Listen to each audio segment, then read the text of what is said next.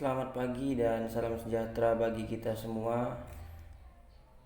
Perkenalkan, nama saya Christian Raymond Suyogi, mahasiswa Politeknik Pembangunan Pertanian Yogyakarta Magelang, jurusan Pertanian di Yogyakarta. Yang terhormat Bapak Gunawan Yulianto MM MSI selaku dosen pembimbing 1. Yang terhormat Bapak Suharno SPMP selaku dosen pembimbing 2 yang telah membimbing saya dalam kegiatan tugas akhir ini. Baik, dari hasil kajian yang telah saya dapatkan, maka dosen pemberdayaan atau penyuluhan yang akan saya laksanakan ini berjudul pemanfaatan alsintan di Ubja Sumber Makmur sebagai penunjang usaha tani, di mana di dalam Ubja Sumber Makmur ini terdapat alsintan atau alat mesin pertanian yang dikelola untuk penunjang usaha tani. Apa itu alsintan? Baik, yang pertama akan saya jelaskan. Alsintan itu adalah mesin atau motor penggerak untuk kegiatan budidaya tanaman dari prapanen hingga pasca panen. Di dalam alsintan ini terdapat beberapa jenis dan kegunaan alsintan dalam kegiatan budidaya. Akan saya tampilkan 5 jenis alsintan. Yang pertama, traktor roda 2 atau hand traktor. Hand traktor atau traktor roda 2 merupakan mesin pertanian yang dapat dipergunakan untuk mengelola tanah dan lain-lain. Pekerjaan pertanian dengan alat pengolah tanahnya yang akan kita gandengkan dan dipasangkan di bagian belakang mesin. Dari mesin traktor roda 2 ini ada beberapa kelebihan. Yang pertama, efisiensi waktu dan tenaga kerja. Kemudian biaya lebih murah, penggunaan juga mudah. Kemudian untuk di lahan yang lumpurnya dalam atau yang kurang tidak normal, maka mesin ini dapat dimodifikasi dengan penambahan ban karet atau menggantikan roda dengan ukuran yang lebih besar. Di samping kelebihan mesin ini terdapat juga kekurangan, yaitu dapat digunakan di lahan yang sempit saja. Untuk di lahan yang luas juga bisa digunakan, tetapi akan membutuhkan waktu yang lebih lama jika menggunakan traktor roda 2 ini. Dengan demikian maka mesin ini lebih maksimal digunakan pada lahan yang tidak terlalu luas atau lahan yang sempit. Kemudian untuk jenis alsintan yang kedua ada traktor roda 4. Traktor roda 4 merupakan suatu peralatan atau mesin yang diciptakan oleh manusia yang sangat bermanfaat untuk membantu meringankan tugas manusia, terutama pada kegiatan-kegiatan di bidang pertanian.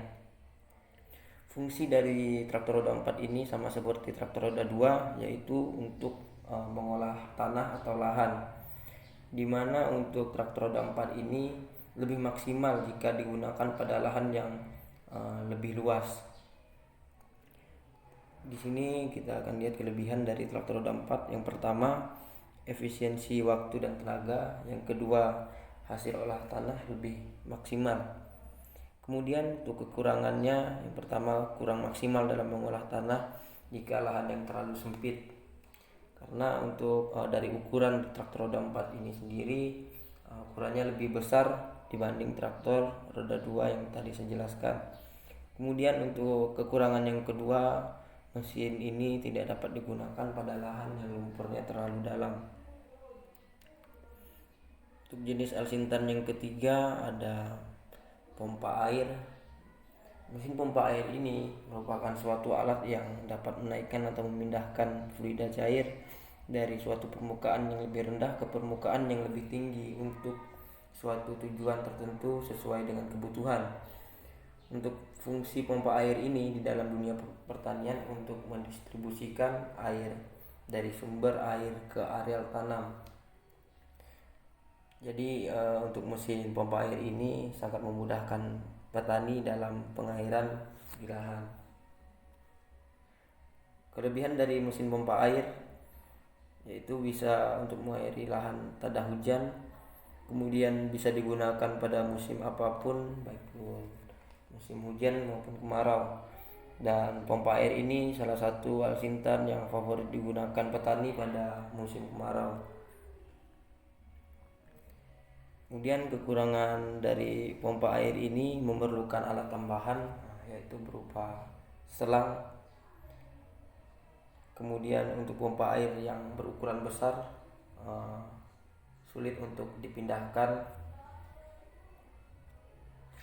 Kemudian ada Alsintan yang keempat, yaitu mesin transplanter atau mesin tanam padi. Transplanter ini merupakan alat penanam bibit dengan jumlah, kedalaman, jarak, dan kondisi penanaman yang seragam. Mesin ini dapat dipergunakan tanpa mengubah cara persemaian bibit yang biasa dilakukan secara tradisional. Baik, kita akan lihat kelebihan dari mesin transplanter ini. Yang pertama, hasil tanam lebih rapi dibanding dengan sistem tanam tradisional atau dengan tenaga manusia. Kemudian yang kedua, kelebihannya efisiensi waktu, tenaga kerja, dan biaya operasionalnya juga lebih murah. Kemudian untuk kekurangan dari mesin transplanter ini tidak bisa digunakan pada lahan yang lumpurnya dalam. Untuk jenis Alsintan yang terakhir ada combine harvester, di mana mesin combine ini merupakan alat pemanen padi yang dapat memotong bulir tanaman yang berdiri, merontokkan dan membersihkan gabah sambil berjalan di lapangan. Jadi dengan demikian waktu pemanenan padi lebih singkat dibandingkan dengan menggunakan tenaga manusia atau manual, serta tidak membutuhkan jumlah tenaga kerja yang lebih besar seperti pada pemanenan tradisional. Akan kita lihat kelebihan dari mesin ini. Yang pertama ada efisiensi waktu dan tenaga. Kemudian kelebihan dari mesin ini juga akan menekan kehilangan hasil. Di samping kelebihan mesin ini terdapat kekurangan juga pada mesin combine harvester ini, yaitu tidak bisa digunakan pada lahan yang lumpurnya dalam. Kita lanjut ke peran Alsintan. Kenapa sih harus Alsintan dan apa sih perannya bagi petani dan bagi kita? Di sini untuk Alsintan atau peran Alsintan ada 4 poin yang saya ambil. Yang pertama itu prosesnya lebih cepat. Proses dalam kegiatan usaha tani yang kita butuhkan yaitu proses yang lebih cepat agar semua pada musim tanam itu dapat berjalan sesuai yang kita harapkan. Jadi dengan mekanisasi pertanian ini kita dapat melaksanakan pengolahan lahan, panen dan pasca panen dengan cepat. Apalagi saat ini kita memerlukan peningkatan intensitas pertanaman untuk mengejar peningkatan produksi. Kemudian untuk peran yang kedua yaitu lebih efisien dalam kegiatan usaha tani, yang mana pada kebutuhan ongkos atau cost production lebih rendah dibandingkan secara tradisional atau manual, baik untuk olah lahan maupun untuk panen. Kemudian efisien waktu juga dan biaya operasional akan lebih murah. Kemudian peran yang ketiga itu menekan kehilangan hasil dan meningkatkan nilai tambah. Pada dasarnya penggunaan Alsintan dapat meningkatkan kehilangan hasil dan meningkatkan nilai tambah. Sebagai contoh, Alsintan tracer atau perontok yang lebih efektif dapat menekan dan menurunkan kehilangan hasil. Pada kasus penggunaan mesin perontok dan penggilingan padi dapat meningkatkan kualitas beras dan menekan kehilangan hasil, menekan kerusakan fisik atau kerusakan gabah kurang dari 1%. Kemudian untuk peran Alsintan yang terakhir, meningkatkan pendapatan.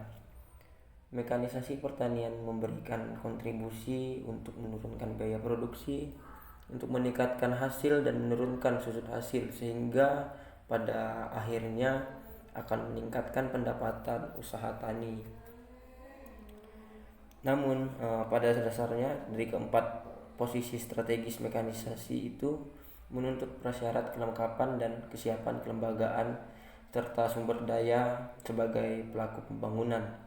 Berdasarkan hasil penelitian juga dapat disimpulkan bahwa dengan pengembangan penggunaan Alsintan ini yang sesuai dengan kebutuhan dan tingkat petani dapat memacu keberhasilan program pemerintah di bidang pertanian untuk meningkatkan produksi khususnya beras.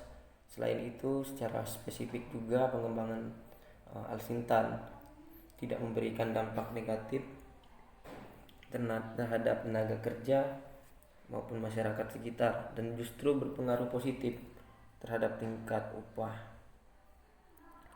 Kemudian kita akan lanjutkan. Di sini ada beberapa Alsintan yang saya tampilkan.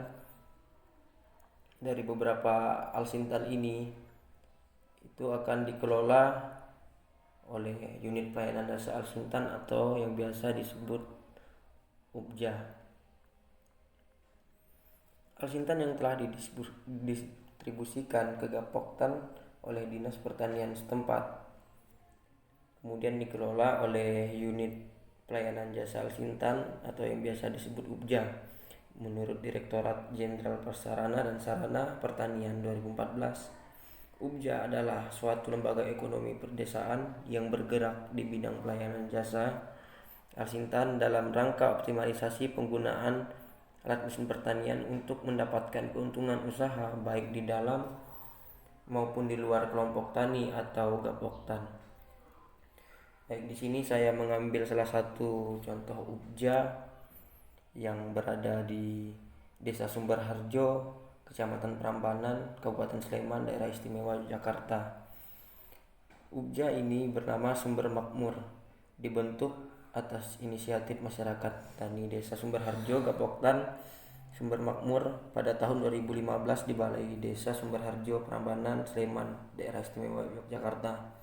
Keberadaan UPJA Sumber Makmur telah memiliki piagam pengukuhan UPJA Pemula pada tahun 2016 dan meningkat menjadi kelas berkembang pada tahun 2018, serta juga mempunyai badan hukum.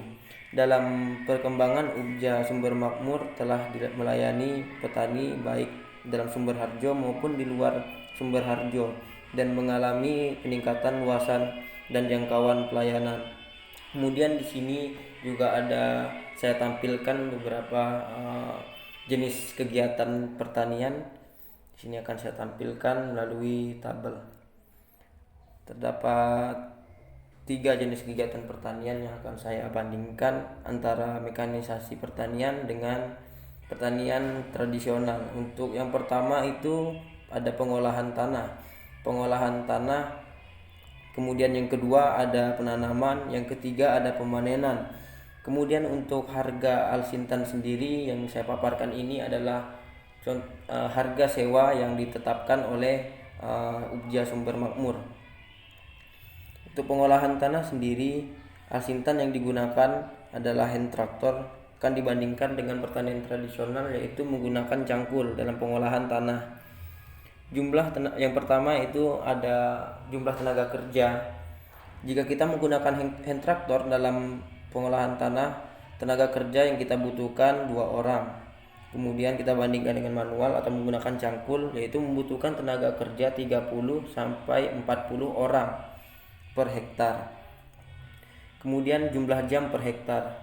Jika kita menggunakan hand traktor, waktu yang kita butuhkan 16 jam per hektar. Kemudian jika menggunakan cangkul atau manual itu membutuhkan waktu 240 sampai 400 jam per hektar. Kemudian dari biaya operasionalnya, untuk hand traktor sendiri membutuhkan biaya 900.000 sampai 1.200.000 rupiah. Jika menggunakan cangkul atau manual kita membutuhkan biaya 2 juta sampai 2.500.000 rupiah. Kemudian untuk jenis kegiatan yang kedua yaitu penanaman. Untuk penanaman jenis Alsintan yang akan kita gunakan adalah transplanter. Kan kita bandingkan dengan cara manual, yaitu menggunakan tenaga manusia.